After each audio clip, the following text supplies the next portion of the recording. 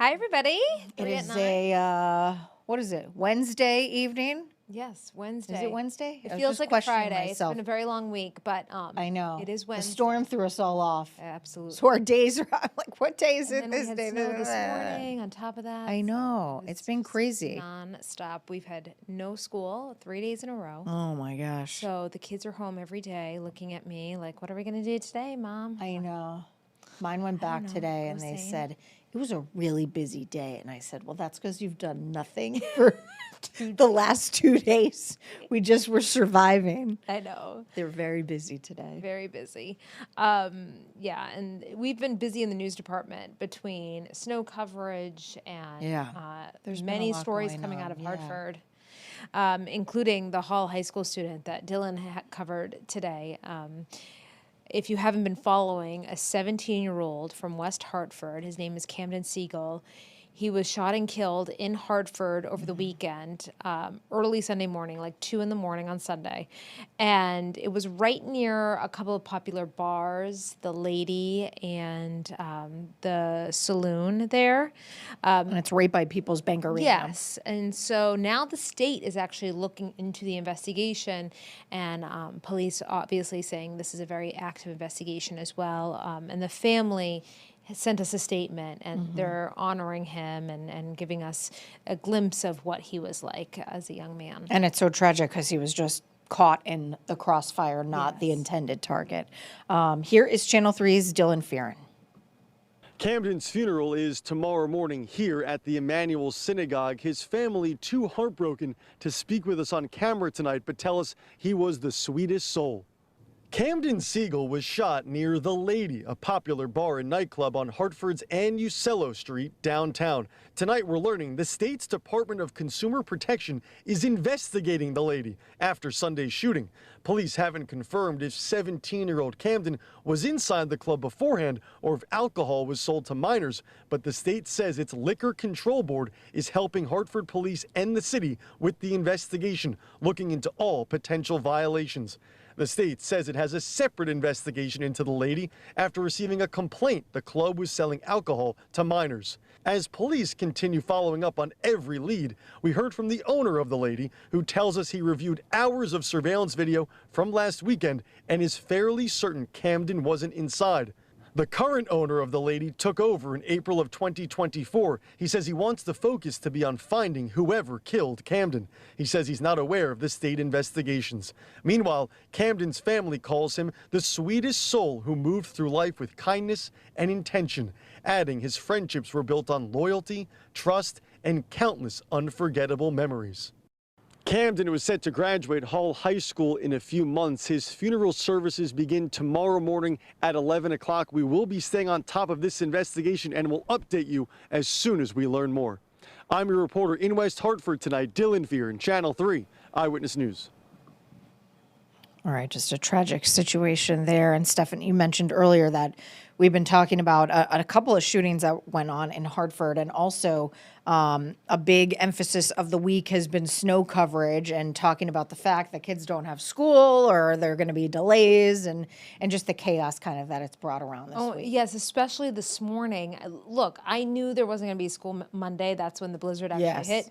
Tuesday was like, okay, I guess it's not great out. Like, I get it. But then today, because we had that nuisance storm, which we were forecasting, like the meteorologist, this was not a surprise. No. They said this is going to be poorly timed. It's going to make the commutes awful. And it was. And it was. And then within 4 hours, it all melted. I know. So it was very frustrating. But yeah, like, of course, many school districts did not want to cancel for a third day, and who can really blame them? I know. And then I think superintendents saw that the roads were pretty tricky. Everyone I talked to who was out this morning, they were like, it was slippery out for that time being. So some of them did apologize to parents for not canceling. Yeah, and then one superintendent, I think it was in Newington, was even like, if you didn't get your child to school, like, this will be an excused absence. Don't worry about it. Yeah. You know, this one's on me kind of thing, which I thought was nice. And, you know, it's so rare that you hear anybody apologize these days that I know. I like and hearing it's honestly, it's hard to predict. And I think Yes. after having the 2 days off, a lot were, shy to. Yeah, and people are very forgiving, especially when Yes. you're like, sorry, I made a mistake. I'm a human. Yeah, You know, like, this exactly. happens. All right. So Owen Kingsley covered this for us today. Take a listen. Parents I spoke with didn't quite realize how slick the roads were until they had to get their kid to school on time. Other districts delayed the start of the day or just canceled school altogether for the third day in a row.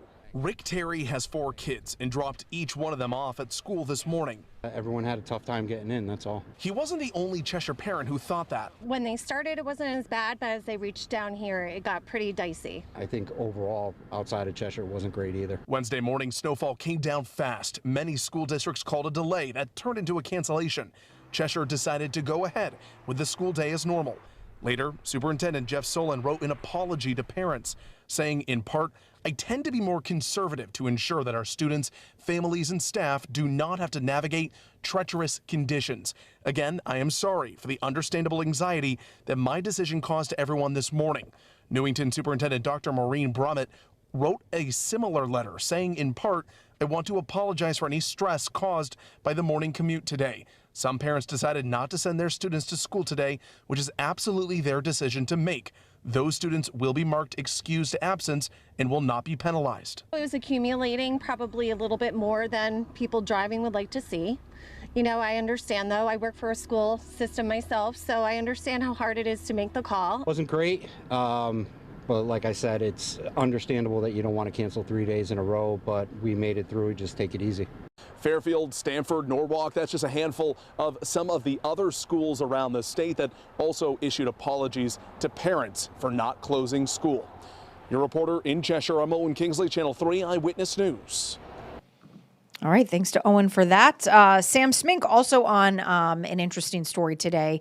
This was an I-Team investigation in Granby where a couple of Board of Education members were caught on a hot mic speaking about the sexuality of a state representative. Yes, he's running for governor, Josh Elliott, and neighbors in Granby are demanding an apology because of it. And so we reached out to them, and your chief investigative reporter, Sam Smink, filed this report. They aren't comments you typically hear while waiting for a Board of Education meeting to get started. That guy Josh Elliott was speaking. And I texted and I was like, "What's your gaydar alert?" And he sent me 3 flames.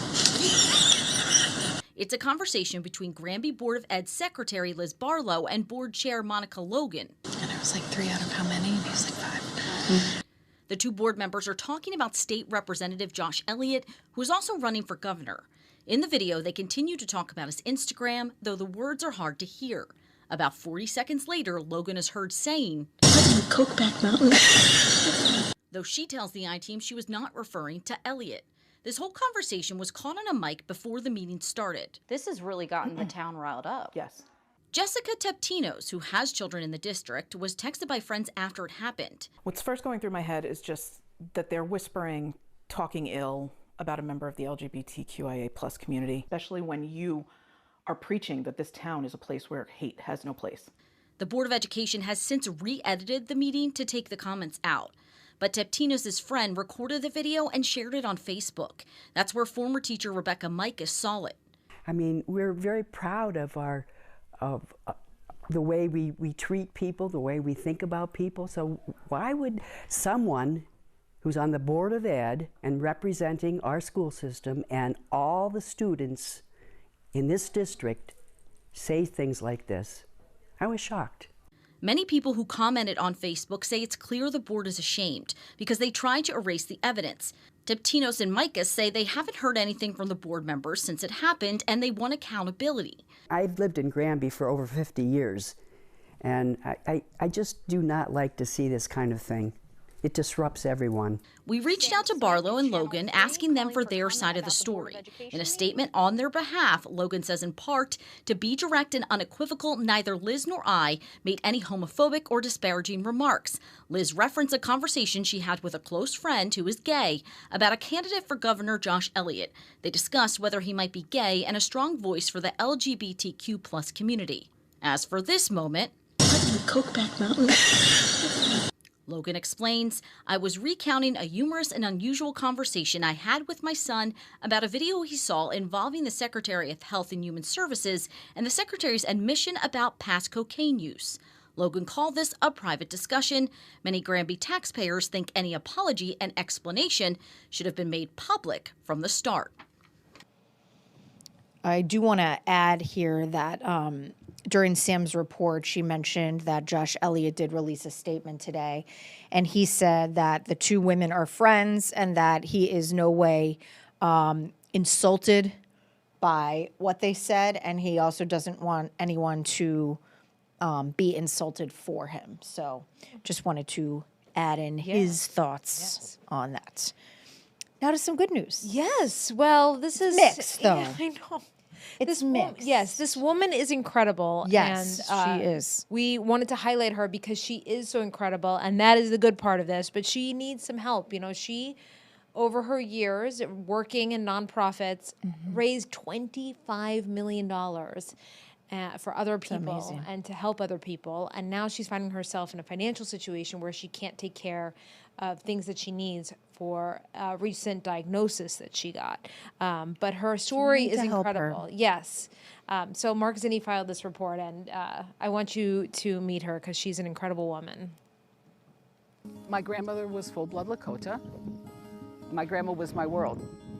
Rochelle Ripley is a hero to many and was even named a CNN hero in 2016 for the work she's done through Hawkwing, the foundation she started 25 years ago to serve the Lakota people in South Dakota. We have extremely high rates of suicide, addictions.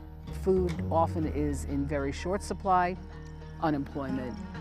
Health issues are another huge challenge. And for Rochelle, it's personal because of her Native American grandmother, seen here in the middle of an old photo with Rochelle's grandfather and her siblings.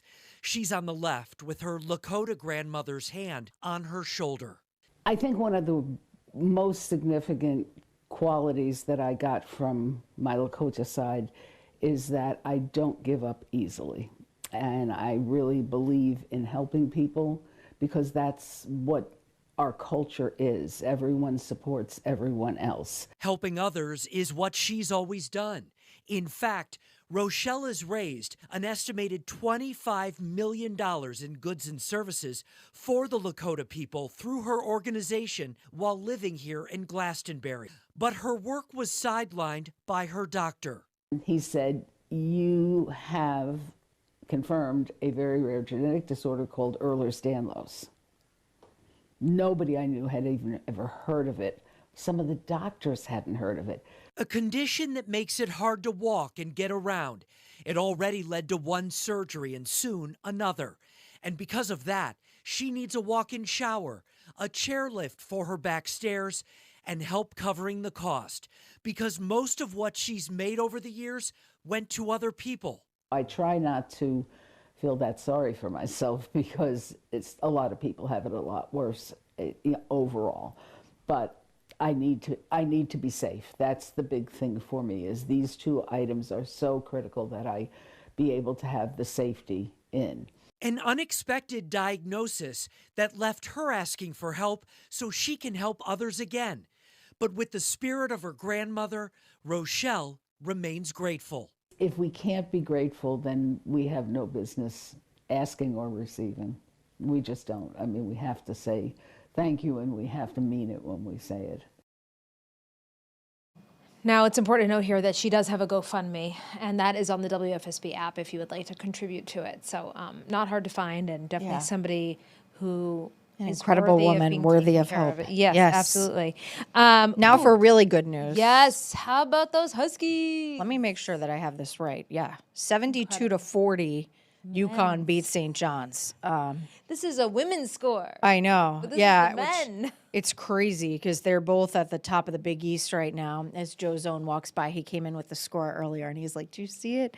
And we saw it. I was watching, but yeah, just it was supposed to be a really close matchup as they fight for the Big East Conference Championship. And UConn's 6 right now, ranked in the nation. St. John's is 15, but UConn lost the first time they played St. John's this year. So this was redemption tonight, which is Yes, great. redemption on another level. Yes. Jordan's Furniture, they about to lose a lot of money. That'll be good. And the women are up tomorrow. They are playing Georgetown, also at People's Bank Arena. That one is set for tip-off at 7 o'clock, so we will have the pregame show for you at 6:30 on the Wax and streaming on WFSB Plus, as we always do. So looking forward to that. And we will have a lot more about your news and weather. Great news in the weather department. That's coming up at 10. I'll be on at 10. Erin will be on at 11. All right, we will see you then. Have a great night, everyone.